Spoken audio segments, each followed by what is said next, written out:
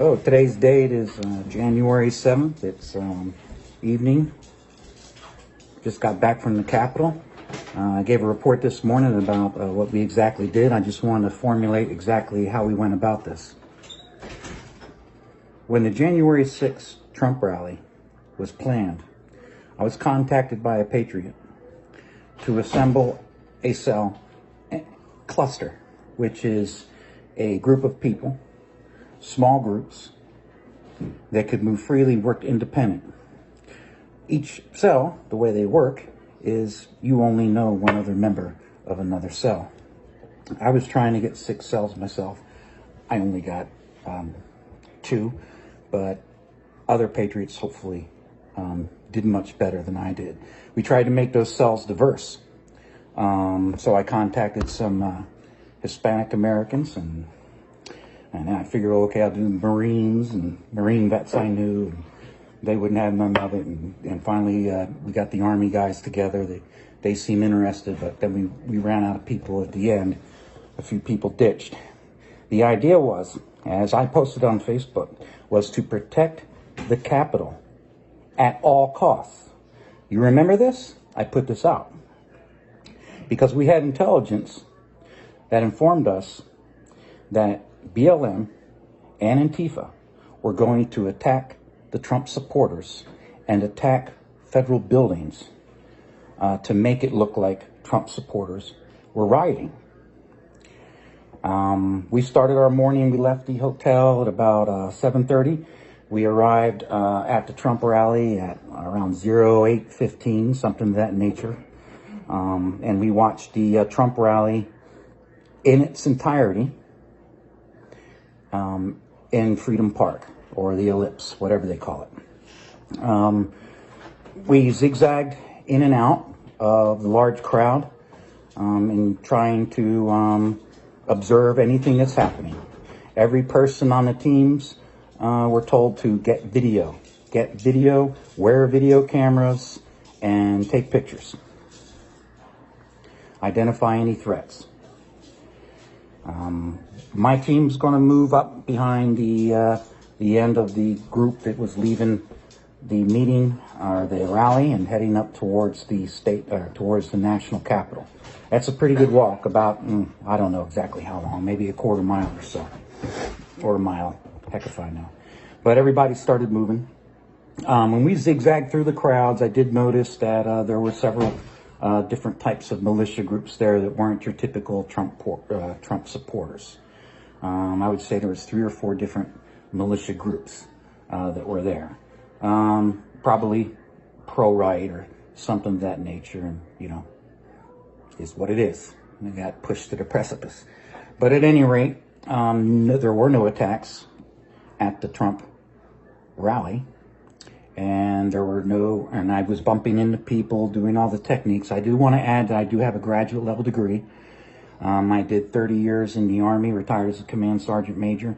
I also did 10 years in the Department of Defense and retired from there too. But what gives my certification in these particular areas is I'm a graduate of the John F. Kennedy Special Warfare Center, and I am a certified anti-terrorist instructor. So, I don't work anymore, but that certification is still there. Bumping into people, hitting backpacks, trying to see who's carrying what in a passive way, and inconspicuously taking my knee, resting my back, and looking between people's legs, trying to see if there's backpacks left somewhere, items that were out of place. Didn't see any of that. And we went through that crowd, how many? 3 or 4 times all the way around the crowd. So, our team was covering what I call the 12 o'clock position, which was at the Washington Monument all the way down. We had people at the 6 o'clock position. I didn't have teams at the 3 and the 9 o'clock position as I anticipated. And I don't know what other Patriot cell groups are out there that were able to monitor those areas with a video camera. However, when we moved to the Capitol, we did start to look around and observe just like we wanted to. You could see this on one of the Fox News clips, myself and these two gentlemen here, which is probably the only reason we're on video now, because we were on video then, pointing out what was going on, discussing it with each other, and trying to figure out what the dynamics were. One of the things we noticed is the Capitol Police allowed certain members into the Capitol and then blocked Trump supporters. And then they opened the doors and let everybody else in. I've seen videos of where they were using the police shields to break windows and things of that nature. Did happen. I don't know how they got those shields from those police officers, but they were able to take it with very little resistance, almost like they were invited. Once these radicals went inside and started tearing up the place and attacking the Capitol Police, there were patriots that went into that Capitol building with no harm, but just wanted to see what was going on. Now, so some of them got suckered into it. They got played. And we were told, you will be baited. You will be baited by them to do things that you shouldn't do. Resist it. And I talk about this on the video too. So we observed the Capitol from the front of the building, and these are some of the things we saw. So some of the things that I observed, I'm trained in long-range reconnaissance, retired from the Army. Some of the things that I observed were groups of people that were communicating on radio with other people on the other sides of the Capitol building. They were using call signs and asking where other people within their group were. They identified these certain people that they were asking about. And when they got their locations, they said, okay, it's time, let's move, go now. And that's when these groups of people that were near us started running up the Capitol steps. And then you see groups from the other side of the Capitol also running up the Capitol steps. And that was right before people were already inside the Capitol building. But that was right before more people rushed in the Capitol building, and that was shortly before the woman was shot inside the Capitol building. Call signs. We heard several call signs being utilized. Could not go live. Wanted to get a lot of things live on Facebook. That way they couldn't be manipulated. No one could question it. I do believe there were jammers there. And I think the jammers were stronger than handheld. Most possibly a backpack with an external battery, because on the ends of the Capitol building you could get signal, but in the front and in the back and around the entrances you could not stream live video. What were the call signs that I'd sent them out before? But Fireball and Fireball, yeah, and, like Kilroy. Kilroy. Fireball and Kilroy. We remember Kilroy because we had one of our ORPs is the Kilroy on the World War II memorial on the Atlantic side in case we got separated. We also had rally points set up at the carousel in front of the Smithsonian Castle, as well as at the Smithsonian metro station to link up in the event that we were attacked and had to split up by BLM and Antifa. While we were en route, I want to back up a little bit because while we were in DC, we arrived a day early so we could do a reconnaissance of the area. We found that BLM and Antifa were being brought in under police escort. Later, I received information from another patriot stating that Antifa and BLM had been removed from the city. My assumption is they came back. What I did receive as far as information was that Antifa and BLM were going to be wearing Trump hats backwards, and the hats were going to be black, and watch out for those guys because we believe they're BLM Antifa. You know, when you have a large group of people all dressed the same way, wearing the same things, you know, they have pretty much an unregulated or unconventional uniform of types, you might say. So we watched the call signs. We heard the call signs, and we did hear what alleged leader or co-leader or subordinate leader receive a radio message that was inaudible.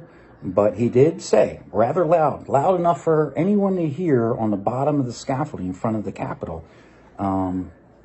say, "They're in, let's go." And they immediately sent 3 climbers up the scaffolding. They didn't even use the steps. They were able to go straight up the scaffolding. These were young guys. These weren't vets. They weren't wearing any Trump gear other than, I believe, the headgear. Most of them were wearing sand-colored equipment like assault packs, 72-hour packs, things of this nature. We watched them go into the Capitol building. And then we watched the others follow. The barricades were removed by the Capitol Police and then closed, I guess, until they did whatever they had to do, and then opened up for the regular supporters or protesters to come in, and which they did. And I believe they were baited into it. And I feel bad about it, but that's just the way it is. People wanted to see the see the Capitol, and people were saying it's our house and we own this house. It's our taxpayer money. So some guys got baited into going in there just to even look and see what happened, you know. But the people who breached that were not Trump supporters. They were Antifa and BLM. At this time, I realized I failed my mission, because it was to identify Antifa, BLM, and, as you recall in the video, protect the nation's capital. Watch the Cannon building entrance. Watch the Bradley building entrances to the tunnels. Make sure that Antifa doesn't get in there, or BLM, and exploit the situation. They did. But hopefully, in this failure, we were able to provide video. We were on the ground. You see the video of us there, and we were able to, I hope, help the cause so that we can regain our nation back from the deep state and the central bankers that control our monetary systems. What you guys got? I would like to say thanks to these brave men. Many were asked. People they're not what they used to be, man. They're not willing to risk anything, and that's pretty much how we got into this whole situation, is by, I guess, you know, a lack of bravado. That's why I guess they have all the ED commercials. But at any rate, what we've seen is true. And we were sent there to collect video. Everyone was sent there to collect video. We were just one cell of many that were planned. I was short on my cells because I thought I had the people.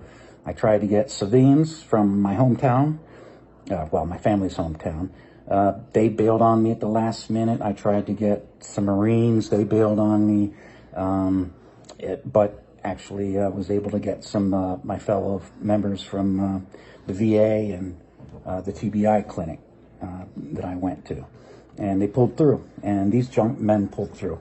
And I'll tell you, some of the strongest people in this whole thing has been our women, whether it's our spouse, and Allie, or whether it's Linda, and all those other people, that my sister included, that supported us, even though the mission seems a little crazy and it was high risk. But the truth is, Antifa and BLM are responsible for the breach of the Capitol. Now, there are people responsible who went in the Capitol, and we try to tell them, don't take the bait, don't take the bait.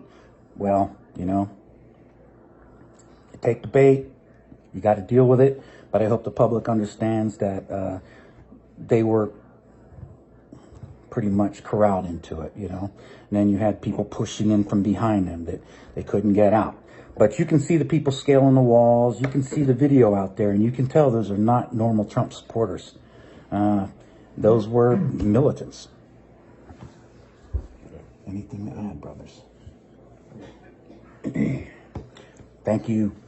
Hey, keep the faith, trust the plan.